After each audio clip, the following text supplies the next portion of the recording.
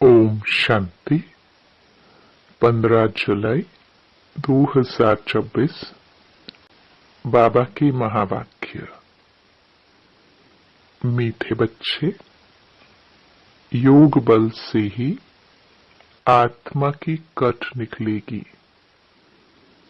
इसलिए योग में कभी भी गफलत नहीं करो। प्रश्न। बाप ने बच्चों को बेहद का वर्षा लेने की कौन सी युक्ति बताई जिसमें माया चारों तरफ विघ्न डालती है? उत्तर। बाबा ने युक्ति बताई, बच्चे, तुम ब्रह्मा कुमार कुमारियां एक बाप के बच्चे, आपस में भाई बहन हो, तुम कभी क्रिमिनल असल्ट नहीं कर सकते, भाई बहन विकार में नहीं जा सकते। तुम्हें शिव बाबा की मत पर चलकर बेहद का वर्षा लेना है, परंतु माया कम नहीं है, चारों तरफ इसमें ही विघ्न डालती रहती है। हम भाई बहन हैं, एक बाप से वर्षा लेते हैं, यह भूल जाते हैं। गीत। तुम्हें पाके हमने। ओम शांति। गीत का एक अक्षर ही काफी है। बच्चे जानते हैं बेहद के बाप से बेहद का वर्षा मिलता है और कल्प कल्प मिलता है। यह भी बच्चे जानते हैं कि बेहद का वर्षा बरोबर भारत को मिला था, अब वह नहीं है, फिर से मिल रहा है। देखते हो, अभी तो स्वर्ग का वर्षा नहीं है, रावण द्वारा नरक का श्राप मिल रहा है।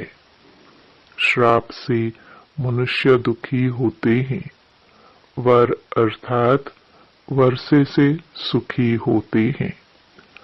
अब ब्राह्मण बच्चे जानते हैं वह है बेहद का निराकार बाप और प्रजापिता ब्रह्मा है बेहद का साकार बाप। बेहद के साकार बाप प्रजापिता ब्रह्मा बिगर कोई होता नहीं। भल गांधी को बापूजी कहते थे, परंतु कायदे सिर सारी मनुष्य सृष्टि का तो वह बापूजी हो न सके। सारी निराकारी वर्ल्ड का बापूजी है शिव। अभी तुम बच्चे जानते हो हम शिव बाबा के बने हैं। शिव बाबा ने आकर हमको अपना बनाया है वर्षा देने लिए। मधुबन आते हैं किसके लिए? शिव बाबा से मिलने के लिए, परंतु वह निराकार है। सिर्फ शिव बाबा कहने से समझेंगे नहीं, इसलिए कहा जाता है बाप दादा। शिव बाबा और ब्रह्मा दादा। दादी का नाम अलग है, बाप का नाम अलग है।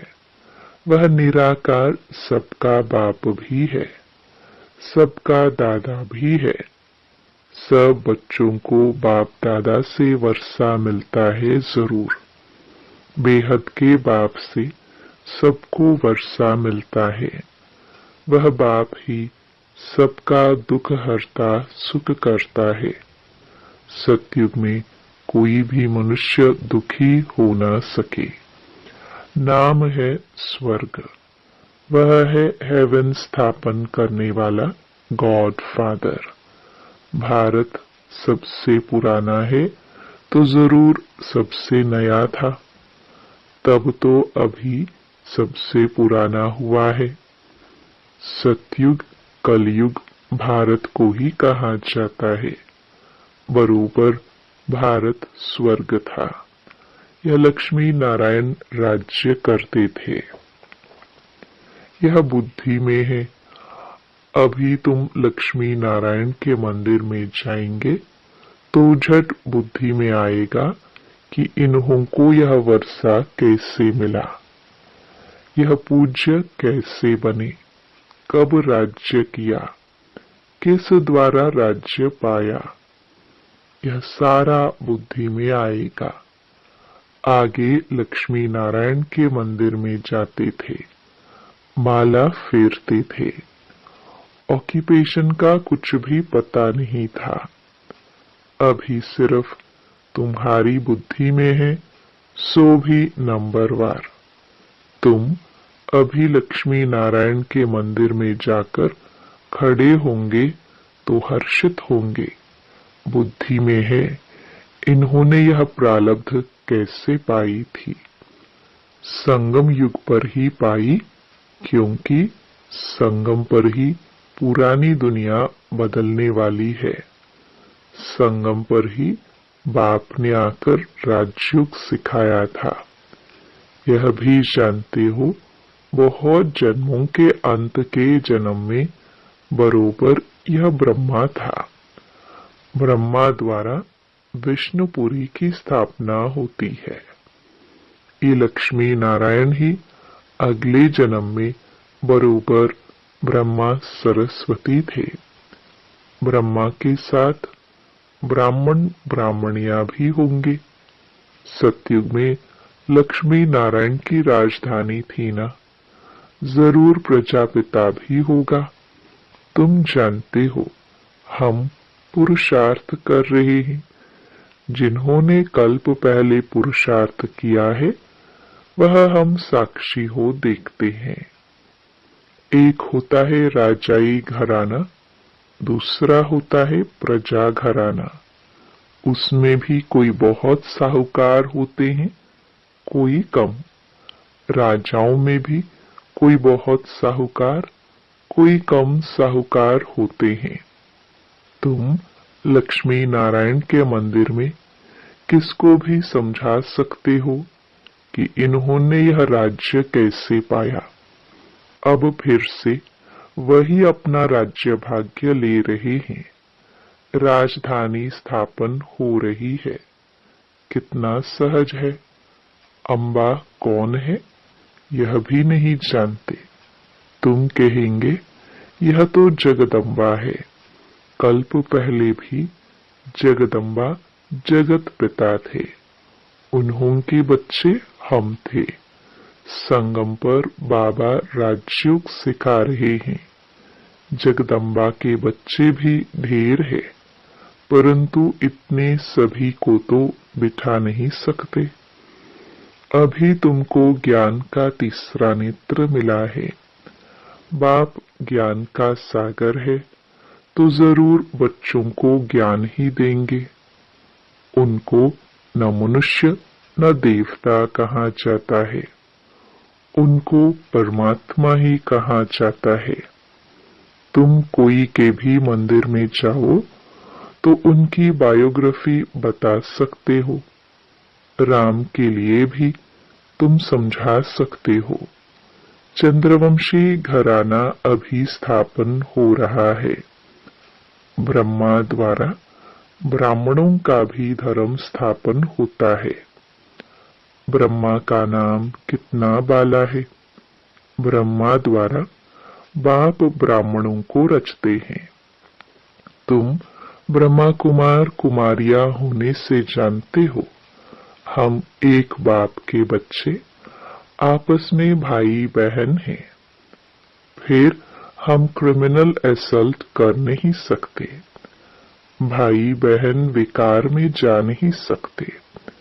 बाप ने यह युक्ति रची है। ड्रामानुसार तुम भी ब्रह्मा कुमार, हम भी ब्रह्मा कुमारी। वास्तव में सारी दुनिया बीके है, परंतु जानते नहीं है। हम शिव बाबा की मत से बेहद का वर्षा ले रहे हैं।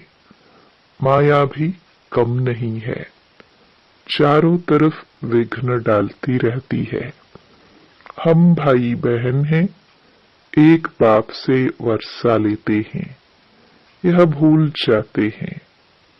यह तो अच्छी रीति समझते हो, सतयुग में एक ही धर्म रहता है, बाकी सब धर्म खत्म हो जाने हैं। यह भी बच्चे जानते हैं, यह कोई नई बात नहीं है। हर 5000 वर्ष बाद यह चक्र फिरता है। तिथि तारीख भी लिखी हुई है। यह भी बुद्धि में रहना चाहिए। हम शिव बाबा से इस युक्ति से वर्षा लेते हैं। लक्ष्य तो मिला हुआ है ना। बाप को याद कर बाप से वर्षा लेना है। याद अर्थात योग बल से ही कट निकलेगी, इसमें कोई गफलत ना हो। इसलिए मुरलियां मिलती हैं। निश्चय बुद्धि पक्का है तो भल कहाँ भी चला जाए।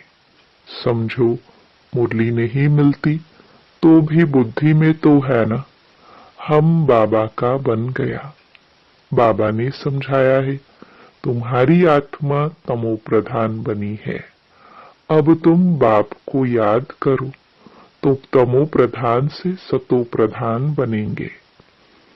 यह महामंत्र एक बाप ही बतलाते हैं और कोई बतला ना सके।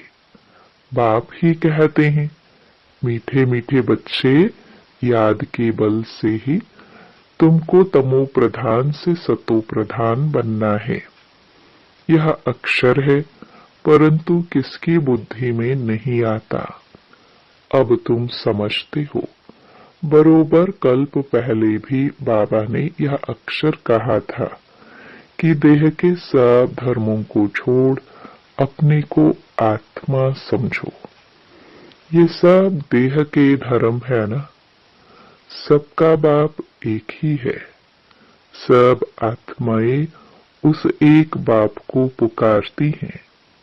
पोप भी गॉड को याद करते हैं, कहते हैं, ओ गॉड फादर रहम करो, इन मनुष्यों की क्रोधी बुद्धियों को पलटाओ।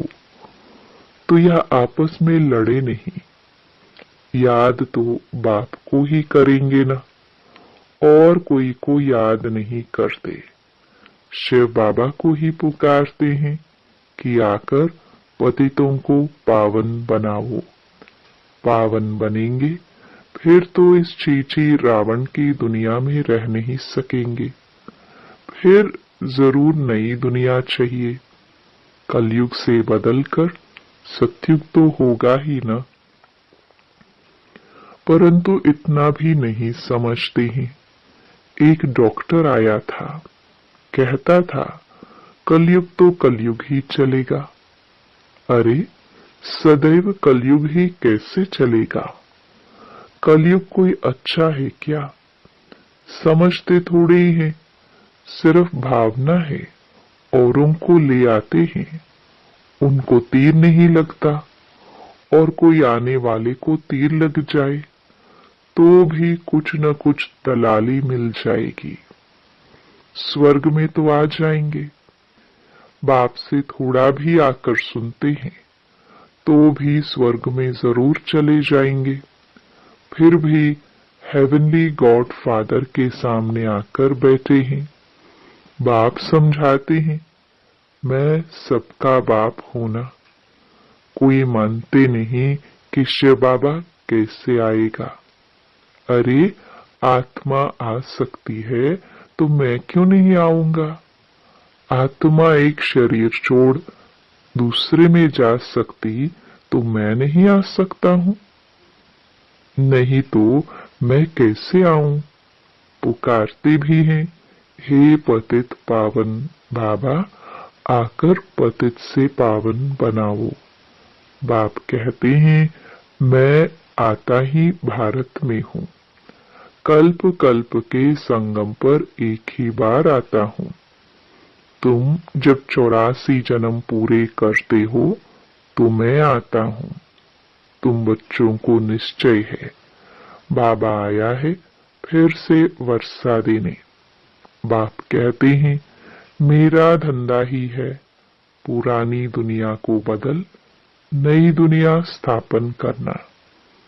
इसलिए गाया हुआ है, नई दुनिया की स्थापना, पुरानी दुनिया का विनाश, फिर तुम पालना करेंगे। रोशनी मिली है ना? काली का मंदिर देखेंगे तो समझेंगे यह झूठा चित्र है। काली बरोबर जगदम्बा है, परंतु ऐसे भयानक रूप नहीं है। बंगाल में काली के आगे बलि चढ़ाते हैं, परंतु जानते कुछ नहीं। जगदम्बा के मंदिर में लाखों आते हैं, सदैव जैसे मेला ही है। छोटी सी मूर्ति रखी है ना, नाम रख दिया है जगदम्बा। अब जगदम्बा तो एक होनी चाहिए। सिंध में काली का मंदिर कैसे बनाया था? एक बार किले में बॉम्ब फटा तो एक फकीर ने कहा कि काली माता गुस्से हुई है। बस उसने जाकर वहां काली का मंदिर बना दिया। अब काली है कौन? कुछ भी नहीं जानते। तुमको अब नॉलेज मिली है। ऐसा कोई चीज नहीं जिसको तुम न जानो। समझते हो बाबा से वर्षा ले रहे हैं तो पूरा पुरुषार्थ करना चाहिए ना। पहले नंबर का दुख तब शुरू होता है जब कुमार कुमारी शादी करते हैं। तुम्हें तो शादी करने का कभी ख्याल भी नहीं आना चाहिए। अब बाप कहते हैं यह रावण राज्य खत्म होना है। यह है विकारी गृहस्थ व्यवहार। देवी देवताओं के लिए गाते रहते हैं। यह किसको पता नहीं कि इन देवताओं को निर्विकारी बनाने वाला कौन है। सतयुग है संपूर्ण निर्विकारी दुनिया। शास्त्रों में फिर दिखा दिया है कि वहां भी विकार थे, परंतु वह तो है ही वाइसलेस वर्ल्ड। विकारी दुनिया और निर्विकारी दुनिया में कितना फर्क है। यह बातें और किसकी बुद्धि में नहीं है। तुम जानते हो, इन लक्ष्मी नारायण का जब राज्य था तो कितने थोड़े मनुष्य थे। एक ही धर्म था, फिर वृद्धि को पाया है। चक्कर भी पूरा लगाना पड़े, तब कहेंगे पूरी पृथ्वी पर चक्कर लगाया। समुद्र का तो चक्कर लगा ना सके। सतयुग में थोड़े हैं तो कितनी थोड़ी जमीन लेते हैं। अब मनुष्य सृष्टि की हद पूरी होनी है। ऊपर में थोड़ी आत्माएं जो है वह भी आती रहती है। मनुष्य बढ़ते ही रहते हैं। जब वहां से भी आत्माएं आना पूरी हो जाएंगी, तुम कर्मातीत अवस्था को पाएंगे। फिर आत्माओं को शरीर छोड़कर जाना है। उनका आना तुम्हारा जाना होगा। थोड़े थोड़े आते रहते हैं। समझ की बात है ना। हम पहले पहले जाकर वहां रहेंगे।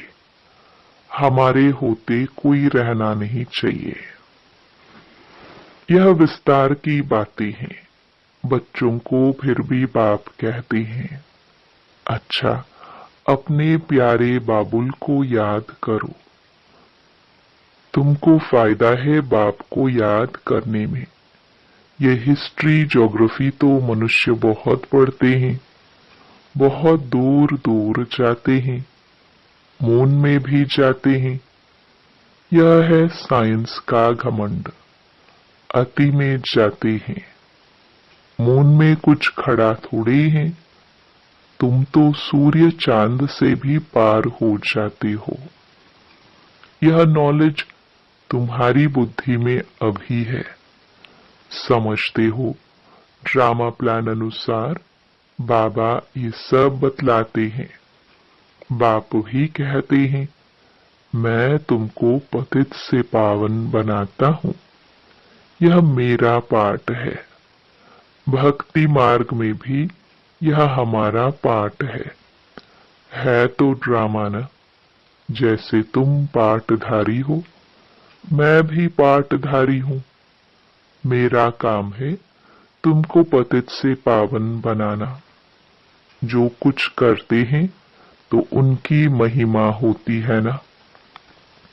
इन लक्ष्मी नारायण की कितनी महिमा है, परंतु उन्हों को ऐसा लायक किसने बनाया। यह सुखधाम के मालिक थे। अभी तो अनेक प्रकार के कितने दुख है। आज कोई मरा, झगड़ा हुआ, भल किसके पास लाख करोड़ पदम है, परंतु अगर कोई बीमारी आदि आ जाती है तो क्या करेंगे। बिरला के पास कितने पैसे हैं। एक जन्म में पैसा देखने में आता है, परंतु ऐसा कोई नहीं है जिसको कोई दुख नहीं हो।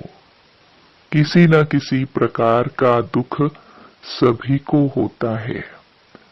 अभी तो यह पैसे आदि सब मिट्टी में मिल जाने हैं।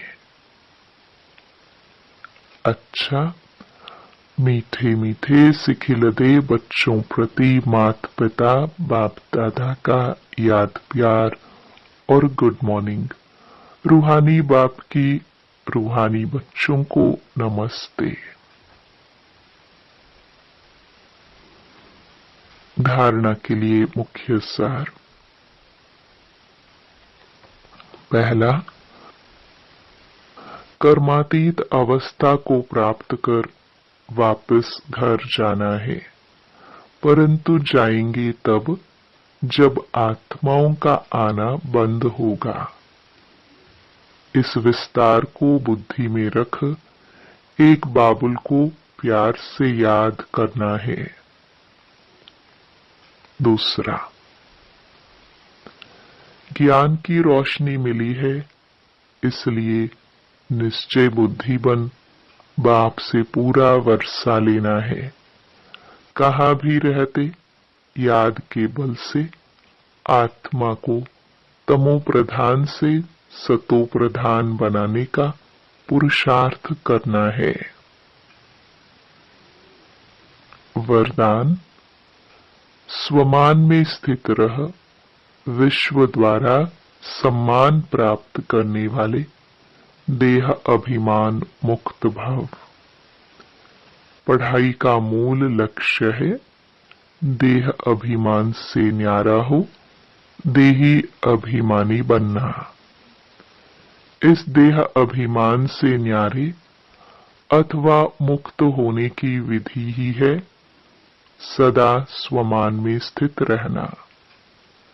संगम युग के और भविष्य के जो अनेक प्रकार के स्वमान हैं, उनमें किसी एक भी स्वमान में स्थित रहने से देह अभिमान मिटता जाएगा।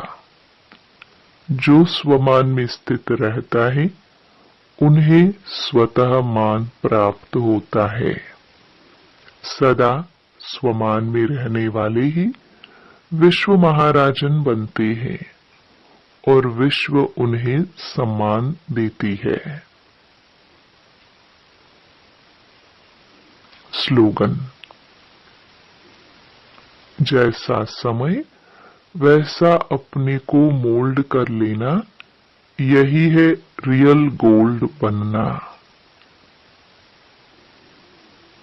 ये अव्यक्त इशारे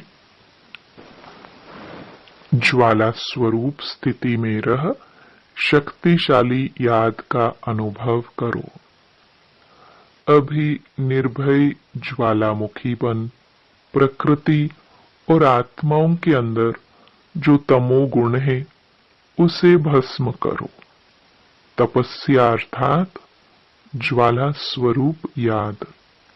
इस याद द्वारा ही माया व प्रकृति का विकराल रूप शीतल हो जाएगा। आपका तीसरा नेत्र ज्वालामुखी नेत्र माया को शक्तिहीन कर देगा। ओम शांति।